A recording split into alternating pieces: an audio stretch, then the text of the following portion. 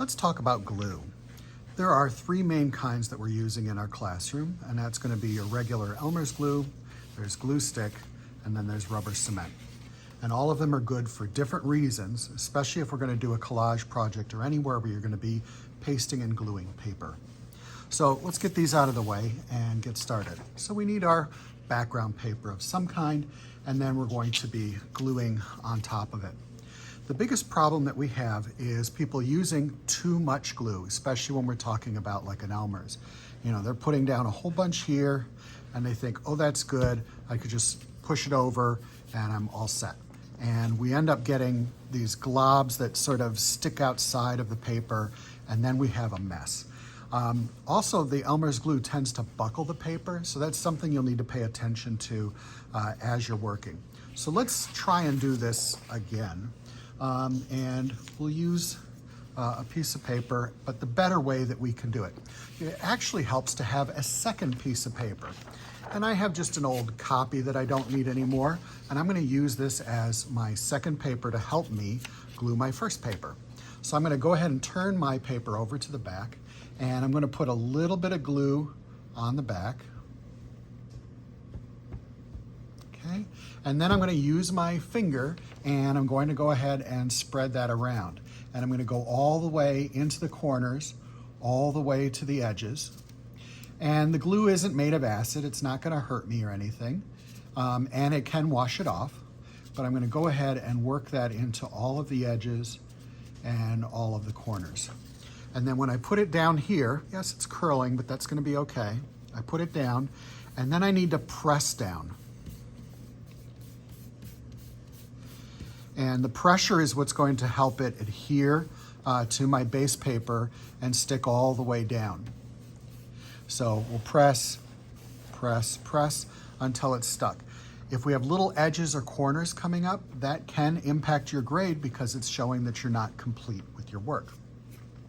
The same thing now can be done with glue stick. Some people like this because you're not really getting your fingers involved in it. So let's get another scrap of paper. We can recycle that. And now I'm going to go ahead and turn my glue stick so I can use it. And I'm going to glue on the back. And this time I'm going over the edges and over the corners, over the edges.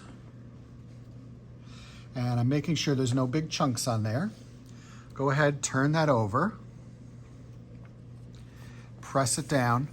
And just like with the Elmer's glue, you do have to press it down. If you don't press it down and get all of those edges, you might have little corners that stick up, and that will, of course, impact your grade. So whichever one you like better, that's going to be fine. There's probably a little less curling going on with the glue stick, but the Elmer's is going to give you a more permanent hold. So sometimes that's a better thing to do. Now, what if we're going to be doing something that's got complicated edges? Okay, like this ballet dancer. We want to glue it onto here. If I use the Elmer's glue, even if I use the extra paper and glue on the back, it's going to have a lot of curling and issues like that. That's when we might want to use rubber cement.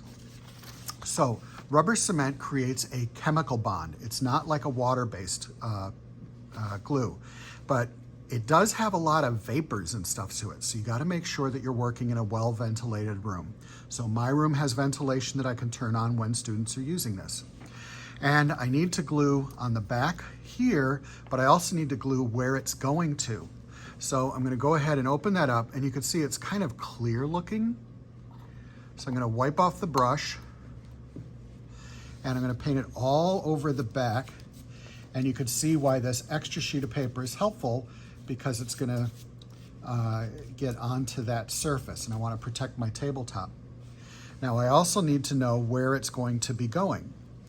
So I can kind of get a guess for that. I want it here, so I know I got to go here to here to here, and then I'm going to go ahead and just kind of paint that in a little bit more than I need. And this is going to seem strange. If you've used Elmer's all your life, you're going to be like, what is he doing? But this is how we work with rubber cement. Now we need to actually wait for it to dry. If you tried to glue this down while the glue is still wet, it wouldn't work. This is a chemical bond, so we need to let it dry, and you can wave your hand over top of it, and you'll see that the glue will look less and less shiny, and it will start to turn dull. And when it turns completely dull, you know that it's actually dry enough to use. Now, as you do this, you're going to notice that there's a strong odor. Now, you don't want to be breathing this in too deeply. That's why we have to have ventilation in the room. But now that's pretty much dried up. It's dried on the back. And now when I lay it on top of there, it sticks and it's permanent. But there's something kind of magical that happens. Rubber cement glue sticks really well to itself, but not to plain stuff. So I can take my fingers and rub around the image, and all that extra glue is going to peel off. And we can use something called a rubber cement pickup as well, which can help pull that off even faster. But if you rub it off this way, you'll see that no more glue is going to stick onto that image, and it's going to be down there permanent, and there's no wrinkling or anything going on. So that's how you use rubber cement. Also, make sure when you're done, you seal it very completely.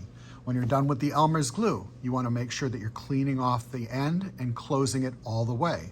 When you're done with the stick glue, you want to make sure that it's back down into the base, and then you cap it. If you don't cap our glues, then we don't have anything to use. So go ahead and use your glue the proper way.